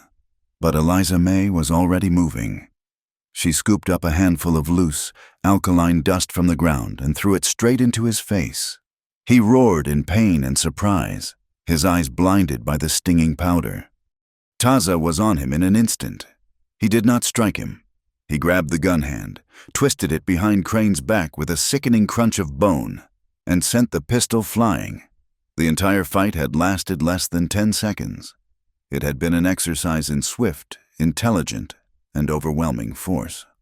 Nellie ran from the shed, her eyes wide. Taza was already cutting her bonds with his knife. Eliza May rushed to her friend, embracing her in a fierce hug. "Are you all right?" Eliza May asked, her voice thick with relief. "I am now," Nellie said, her voice shaking but resolute. "That oaf Crane is not as smart as he thinks he is. He was bragging, had his little black book out and everything." She pointed to a small table just inside the shed. On it lay a leather-bound ledger. Eliza May grabbed it. She flipped it open. It was a meticulous record of Silas Crowell's corruption, names, dates, and amounts paid out to everyone from Deputy Crane to a land office clerk in Prescott. It was a roadmap of his entire criminal enterprise. Next to it sat a small but heavy burlap sack. Eliza May recognized the chalky white powder that coated the inside. It was the poison. They had it all: the witness, the bribery ledger, and the poison itself. Suddenly, the guard Taza had first knocked down began to stir. He looked up, his face a mask of pure terror. "You are all dead," he whimpered. "You do not understand. The boss is not taking any chances. He sent riders out this morning. They're going to meet the judge on the Prescott Road. There will not be a trial, because the judge is never going to make it to Dusty Ford." The words hit them with the force of a physical shock. They had won the battle at the salt shed, but in doing so, they had just learned that they were about to lose the war. Their evidence, their witness, their entire hope for justice was meaningless if the one man who could wield it was about to be silenced forever. There was no time for deliberation, no time for anything but the raw, screaming urgency of the moment. The judge was going to die. Nellie's revelation hung in the air of the salt shed, a death sentence for their hopes and for Judge Patterson. The Prescott Road was a long and lonely stretch of unforgiving land, the perfect place for an ambush. "Riders," Taza said, his voice a blade of ice. "How many?" The terrified guard, still on the floor, shook his head. 4, maybe 5. They left at dawn. They know the canyons. You will never catch them." "We will not have to catch them," Taza said, his eyes already scanning the horizon, reading the unseen trails in the sky. "We will get ahead of them." He turned to Eliza May. "The time for quiet understanding over. Now is the time for action. Can you ride?" It was not a question about her fever or her exhaustion. It was a question about her will. "I can ride," she said, her voice raw but steady. They left the guards tied up securely, with Nellie standing watch. There was no time to bring her, no time to bring the evidence. All that mattered was reaching the judge. Taza led the way, not on the main road, but on a barely perceptible trail that snaked through the high country. It was a path of stone and scrub, a heart-stopping climb that would have been impossible for anyone who did not know the land as intimately as he knew the back of his own hand. He pushed his pony hard, and Eliza May spurred her horse to keep pace, the wind whipping tears from her eyes. They were not riding, they were flying. A desperate, two-person cavalry charge against time itself. They reached the Prescott Road at a narrow pass where the track was squeezed between a sheer cliff face and a dizzying drop. Boulders and scree provided perfect cover for a dozen rifles. It was an executioner's alley. They dismounted, hiding their horses in a thicket of manzanita. Taza crept forward, moving with a silence that defied the laws of nature, until he lay flat on a rocky outcrop overlooking the pass. Eliza May took up a position 100 yards away, her Winchester resting on a steady rock. They did not have to wait long. The slow, rhythmic clop of shod horses announced the approach of the judge's party. It was a small procession. Judge Patterson, a stern figure on a sturdy bay, and two armed bailiffs, looking hot and bored in the afternoon sun. Just as the judge entered the narrowest part of the pass, the trap was sprung. A single rifle shot kicked up a puff of dust in front of the judge's horse. The animal reared, screaming in panic. From the rocks above, 4 of Crowell's men rose, their rifles leveled. "That will be far enough." "Judge!" one of them yelled. But Taza was already moving. Before the man had finished his sentence, Taza had drawn his bow. An arrow hissed through the air, silent and deadly. It did not strike flesh. It struck the stock of the lead rifleman's weapon with a sharp crack, the impact tearing the gun from his grasp and sending it clattering down the rocks. The man stared at his empty, stinging hands in disbelief. At the same instant, Eliza May fired. Her bullet ricocheted off the cliff face just above the head of another ambusher, showering him with stone chips and ringing in his ears. The two bailiffs, recovering from their shock, drew their own weapons and returned fire. The pass erupted into a chaotic symphony of gunshots, ricochets, and panicked horses. The ambushers, expecting a simple, one-sided slaughter, were now caught in a crossfire from unseen enemies. Their confidence shattered. Taza used the confusion to send another arrow, this one pinning the sleeve of a third man to the wooden frame of his own saddle. He was not a killer. He was a surgeon of violence, disabling and disarming with chilling precision. The fight was over in less than a minute. The remaining gunmen, their nerve broken, scrambled from their positions and fled back into the canyons, leaving their comrades to fend for themselves. Judge Patterson, his face pale but his expression furious, had managed to control his horse. He stared up at the rocks where the shots had originated. "Show yourselves," he commanded, his voice the boom of courtroom authority. Taza stood up, a silent, imposing figure against the sky. A moment later, Eliza May emerged from her position, her rifle held loosely at her side. The judge's eyes widened slightly as he took in the sight of the Apache warrior and the young woman who had, for the second time, appeared in the middle of his business with Silas Crowell. "You two again," he said, his voice heavy with exasperation. He looked at the disarmed, terrified men they had captured. "I am beginning to think this town's troubles run deeper than a simple land dispute. They tried to kill you." "Judge," Eliza May said, her voice clear and strong as she scrambled down to the road, "because we have the proof to ruin Silas Crowell, and you are the only one he cannot buy." There, on the dusty Prescott Road, with the sun beating down and the captured gunmen bound and guarded, they laid it all out. They told him about the poisoned spring, the stolen land, the kidnapping of Nellie Boone, and the evidence they now held. The judge listened, his stern face unreadable, but his eyes were sharp and intelligent. He understood that he could not return to Dusty Ford. The town's law was the source of its lawlessness. "We cannot have a trial here," the judge stated, gesturing to the empty road. "Then we will make a courtroom," Taza said. his voice quiet but resonant. He pointed not toward the town, but back toward the source of the conflict. "We will have it at Whisper Creek, at the scene of the crime." It was an unprecedented, outrageous suggestion. But these were unprecedented, outrageous circumstances. The judge, a man of law and order, a man who had just survived an attempt on his life by the very forces he was meant to adjudicate, made a decision.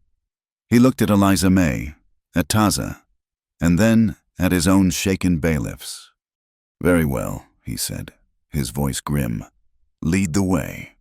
Word of the strange procession spread like a grass fire.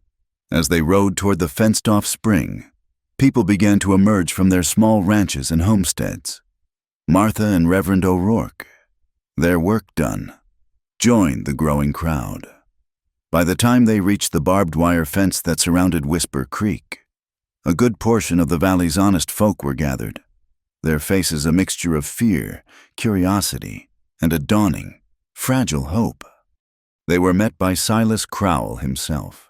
He rode out from the direction of his ranch house, flanked by his lawyer and a still-seething Deputy Crane, whose arm was now in a crude sling. Crowell's face was a mask of blustering indignation. "Judge Patterson," he boomed, "what is the meaning of this?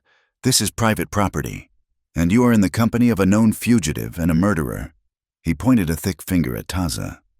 "The only murder I have prevented today, Mr. Crowell," the judge said coldly, "was my own." And so the field trial began. It had no jury box, no witness stand, only the dusty ground, the silent, watching crowd, and the ugly barbed wire fence that stood as a monument to greed. Eliza May presented the photograph of the forged deed. The traveling photographer, drawn by the commotion, was there to verify its authenticity. Nellie Boone gave her testimony, her voice shaking but clear, about her kidnapping and the ledger she had seen. Eliza May then produced the ledger itself. She handed it to the judge. As he flipped through the pages, a low murmur went through the crowd. The lawyer, a slick man from Prescott, edged closer to get a look. As he read the entries, the color drained from his face. He saw his own name, next to a notation for a very large sum of money. Without a word, the lawyer turned, walked calmly to his horse, mounted it, and rode away at a gallop. He did not look back. The crowd gasped.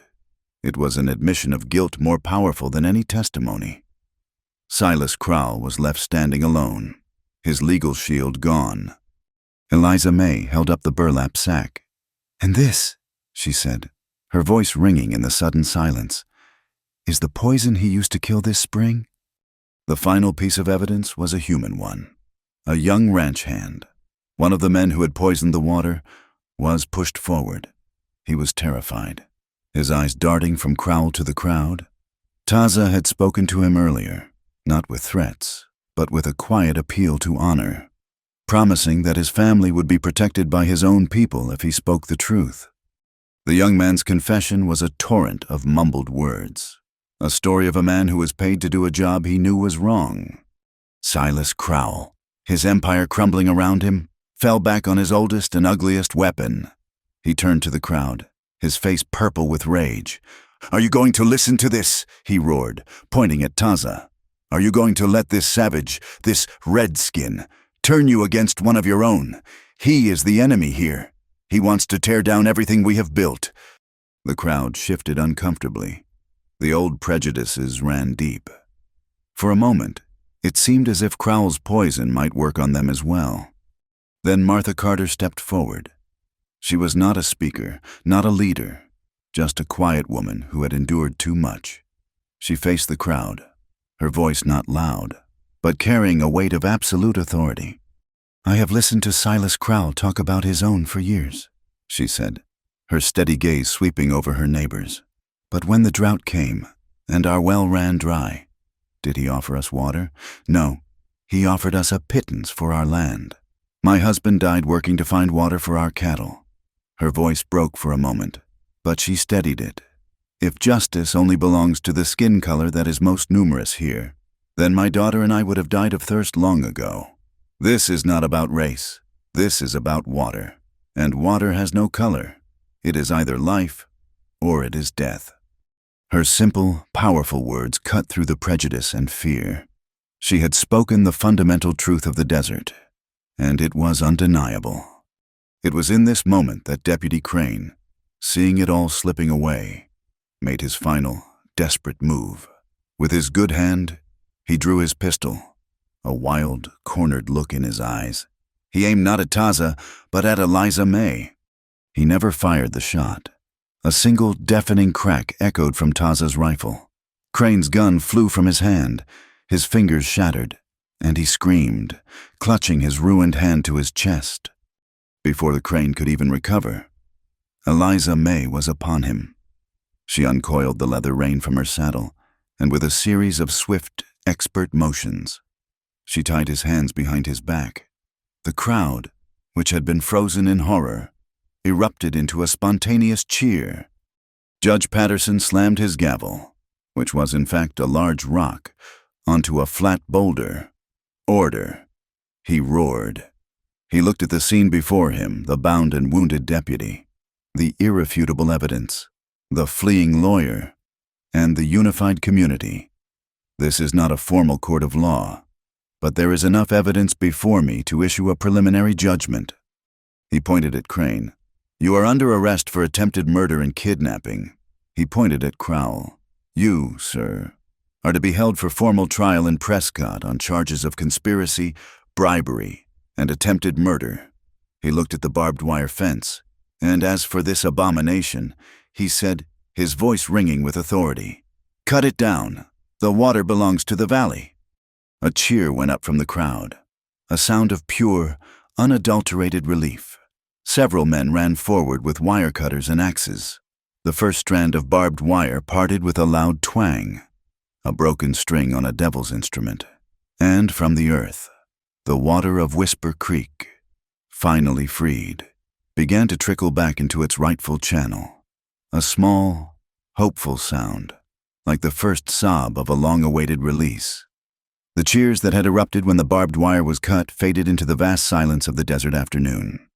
The immediate, explosive release of the climax was over, leaving behind the messy, complicated reality of what came next. After the storm of the trial, the sky was not clear, but veiled with a high, thin layer of cloud. Justice had been served, but the taste of it was not entirely sweet.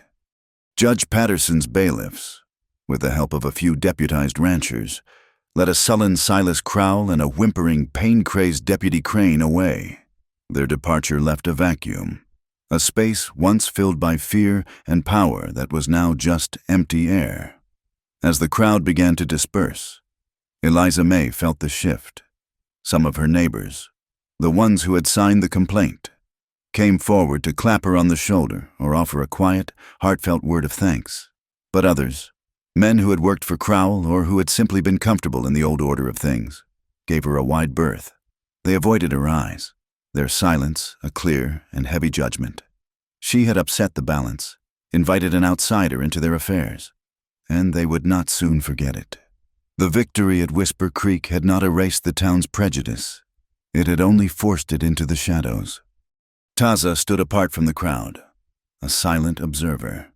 He had been their instrument of justice, but he was not, and could never be, one of them. As the last of the wagons rumbled away, leaving only Eliza May, her mother, Nellie, and the Reverend O'Rourke, Taza turned his gaze to the mountains. His fight was not over either. 2 days later, he met with the elders of his people in a sun-drenched canyon where the wind whispered through ancient, gnarled junipers. They sat in a circle, their faces weathered maps of wisdom and hardship. An old man named Chatto, whose eyes held the memory of a time before the fences, spoke first. You have done a brave thing, Taza, he said, his voice like the rustle of dry leaves. You have restored the water to the land, but you have also done a dangerous thing. You have entangled us in the affairs of the white man. You stood in his court. You fought his battle. Their justice is a shifting sand. Today it favors us. Tomorrow it may bury us. Another elder nodded in agreement. You have drawn their eyes to us. They will see your strength, your skill, and they will fear it. Fear breeds hatred."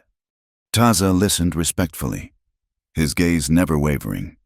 When they were finished, he spoke, his voice quiet but firm. "I did not fight their battle," he said. "I fought for the water.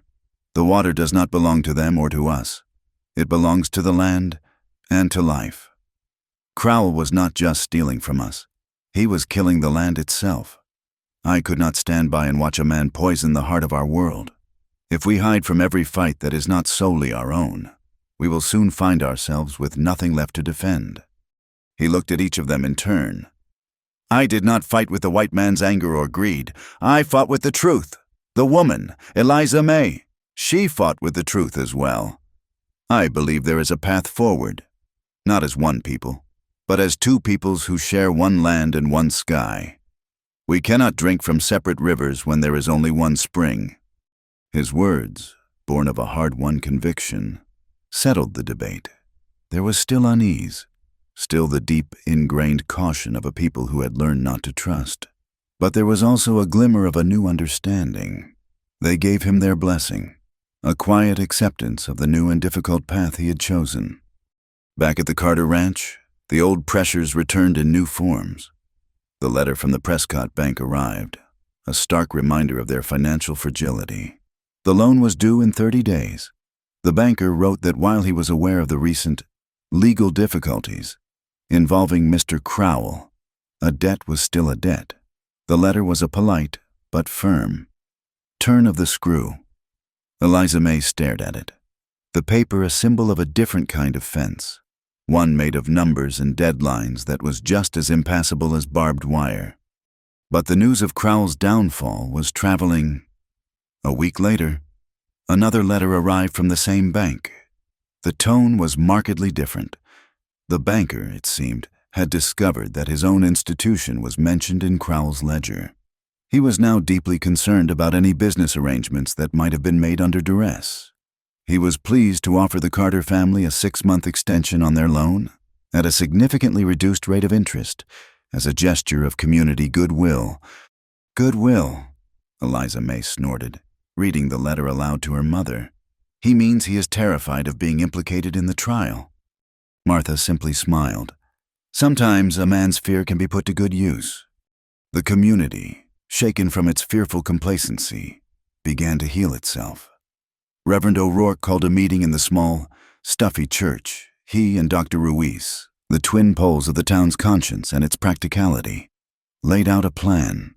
Whisper Creek would be managed not by one man, but by all of them. They would form a water cooperative. Each family would pay a small fee, based on the number of cattle they owned, to maintain the spring and ensure fair distribution. It was a simple, elegant solution that turned a source of conflict into a bond of shared responsibility. Nellie, meanwhile, had found her own weapon in the fight for the town's soul. She started a small, handwritten news sheet she called the Dusty Ford Dispatch, with painstaking care. She wrote out the true account of the field trial, of her kidnapping, of the evidence that had been presented. She made a dozen copies and posted them on the general store door, at the post office, and on the community notice board. Her clear, honest words were a direct challenge to the whispers and rumors that still circulated. She was reclaiming the story, ensuring that the truth once brought to light would not be allowed to slip back into the shadows. One evening, as Eliza May was mending a harness on the porch, her mother sat down beside her, a thoughtful expression on her face. "This ranch," Martha said, looking out at the fields, "it is good land, but it is hard land. The cattle are a gamble every year." "It is the life we know," Eliza May said. "Perhaps it is time to know a new one," Martha suggested. "People will be traveling this way more now, especially with Crowell gone. The trail to Prescott is long. A traveler gets tired, hungry. A horse needs water and feed." She paused, letting the idea take root. This would be a good place for a way station, a place to rest. Carter's Crossing. We could call it Eliza May stopped her work, the awl held motionless in her hand. A new source of income, a way to build something. Not just hold on to what they had, it was a vision of a future she had not dared to imagine. A future built on welcoming people in, rather than keeping them out. A slow smile spread across her face. "Carter's Crossing," she repeated softly. "I like the sound of that." A few days later, Taza appeared at the ranch. He did not ride up to the house, but waited by the corral. A silent, respectful presence. Eliza May went out to meet him. "My people are holding a ceremony," he said, his voice softer than she was used to hearing it, "to give thanks for the return of the rain and the return of the water. I would be honored if you would come." It was an invitation that crossed a vast and deeply felt divide. She knew what it meant, what a risk it was for him to ask, and for her to accept. "I would be honored to," she replied without hesitation. She went with him that evening into the canyons. The ceremony was not a spectacle. It was a quiet, deeply spiritual gathering around a large, warm fire. There was chanting, the rhythmic beat of a single drum, and prayers spoken in a language she did not understand but whose meaning she could feel in the reverence of the speakers. She was an outsider, and she made no pretense of being anything else. She sat quietly, a respectful observer, following the rules of conduct Taza had explained to her. She was welcomed not with effusive greetings, but with a quiet, dignified acceptance. They saw her not as a white woman, but as the companion of Taza, the one who had stood with him at the spring. After the ceremony, as the people began to disperse, Taza led her to a quiet spot away from the firelight, to a tall, slender pillar of sandstone that rose from the canyon floor. Over generations, his people had carved symbols into its surface, a living history of their tribe. He placed his hand on the warm stone. "This stone has seen many seasons," he said. "It stands against the wind and the sun. It does not bend." He looked at her, his eyes dark and serious in the moonlight. "As this stone stands, Eliza May Carter, I will stand with you." It was not a declaration of flowery love. It was a statement of fact, as solid and real as the rock beneath his hand. It was a promise of steadfastness, of reliability. It was the most profound thing anyone had ever said to her. She reached out and placed her own hand on the stone beside his. She thought of the water, of its power to give life, to flow around obstacles, to find its own path, as the water flows. "Taza," she replied, her voice thick with emotion, "my path will flow with yours." They did not seal their promise with a kiss, but with the shared, silent pressure of their hands against the ancient stone, a quiet testament to the bond they had forged between two worlds. A week later, Nellie Boone rode out to the ranch, waving a letter in her hand. It was not from the bank. It was from a sender in the east, addressed to the postmaster of Dusty Ford. "You are not going to believe this," Nellie said, her eyes wide with a mixture of excitement and apprehension. "It is from the Transcontinental Railway Company. They are sending a survey team out next month. They are planning to lay track right through the valley." Eliza May took the letter, her heart sinking as she read the official, impersonal words. The victory over Silas Crowell had felt so final, so absolute, but he was just one man. The railroad was something else entirely. It was a new kind of power, a wave of progress and ambition that would change the land forever. The battle for Whisper Creek was over, but she had the sudden, chilling realization that the fight for the soul of the valley had only just begun. The dust from the departing prison wagon settled slowly, as if reluctant to let the memory of Silas Crowell fade completely. His removal, along with that of the disgraced Deputy Crane, did not instantly transform Dusty Ford into a paradise of brotherly love. A deep wound had been lanced, but the healing was a slow and cautious process. The town took a collective breath, the first it had taken in years that was not tainted by fear. Change came not as a flood, but as a slow, steady trickle, like the first waters returning to Whisper Creek. People started to talk to their neighbors again, not in whispers, but in the normal, everyday cadences of life. The water cooperative became a new center for the community, a place where disagreements were settled with discussion, not intimidation. The town was, in its own hesitant way, finding its footing on newly solid ground. 3 months later, under a sky the color of a robin's egg, a new sign swung gently in the breeze on the road to the Carter Ranch. It was carved from a solid piece of cottonwood.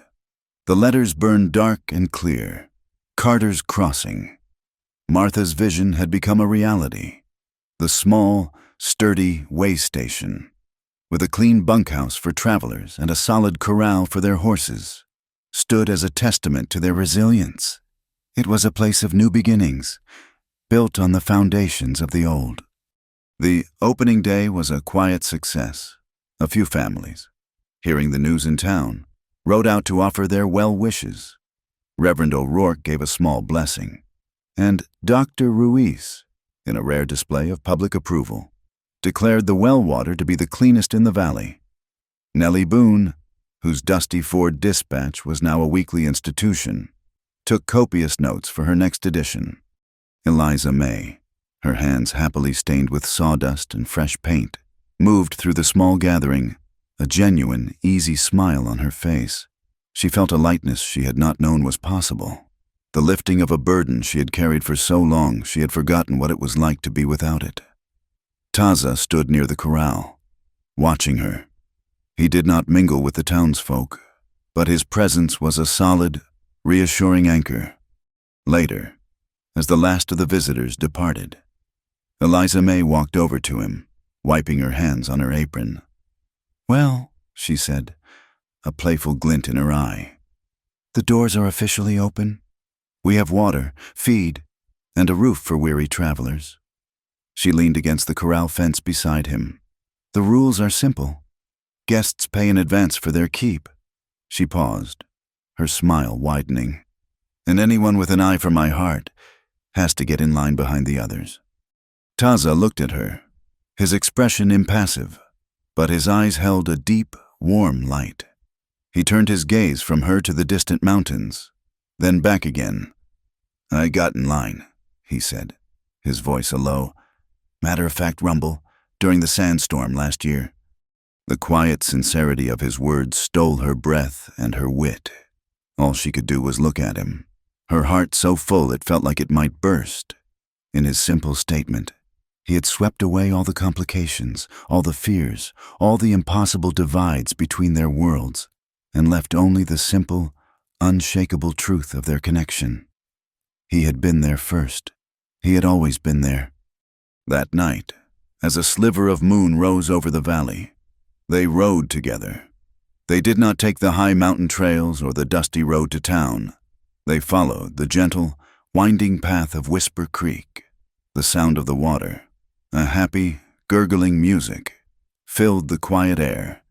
In the moonlight, the creek was a ribbon of silver, alive and moving. Life had returned to its banks. Small, night-blooming flowers had taken root in the damp soil, and the willows were already sending out new, tender shoots. They had not just saved a spring, they had resurrected a small piece of the world. They rode in a comfortable silence for a long time, letting the peace of the place settle over them. Eliza May watched the water flow over the smooth stones, its journey effortless and constant. She thought of the girl she had been, the one who saw freedom as a high, strong fence, a thing to be defended and kept at all costs. "The day you found me in the storm," she said softly, her voice almost blending with the sound of the water. "The day you claimed me. I thought I had lost my freedom. I thought you were another cage, another rope." Taza was silent, letting her find her words. She turned to look at him, his profile strong and noble in the pale light. "I was wrong," she continued. "My whole life, I thought freedom meant not being tied to anyone or anything. But that is not freedom. That is just loneliness." She looked back at the flowing water. "When I chose to stand with you, to fight with you, that was the first truly free choice I ever made. The day you claimed me, I was not losing my freedom. It turns out, I was choosing a new one." He reined in his pony, and she stopped beside him. He reached across the small space between them and took her hand. His was warm and strong around hers. "My freedom, too," he said, his voice quiet but intense. "My path was set, the path of my ancestors, a path of duty, of memory, of guarding what was ours and hating what was not. It was a straight path, a lonely one." He looked at her, and in his eyes she saw the vast, beautiful landscape of his soul. "You showed me that a path can bend, that it can join another. My freedom is choosing to walk this new path with you." They did not speak of marriage, of ceremonies or laws made in a town hall. Their bond was older, wilder, forged in storms and sealed in shared purpose. Further down the creek, a large, moss-covered boulder sat at the water's edge, a silent witness to the changing seasons for 1,000 years. They dismounted and walked to it, hand in hand. The stone was cool and damp beneath their palms, solid and eternal. They stood there for a long moment, not speaking, not needing to. They placed their hands side by side on the ancient stone.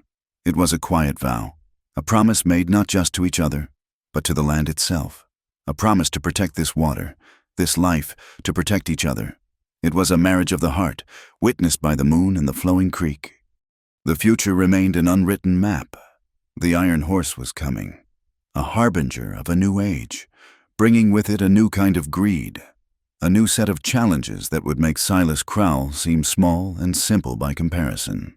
The fight was far from over, but as they stood together by the water's edge, their hands resting on the unyielding stone, they were ready. Dusty Ford was no longer a town ruled by fear. It now had a source of shared life, a collective voice, and the quiet, powerful example of two people, from two different worlds, who had been brave enough to stand together against the wind. The road ahead was long and uncertain, but they would walk it together, their freedom found not in being alone, but in choosing, every single day, to belong to each other. Thank you for joining us on this journey into the heart of the West. We would love for you to comment where you are listening from so we can all connect. Please subscribe to our channel Wild West Tales, like the video, and press the hype button to help this story reach more people.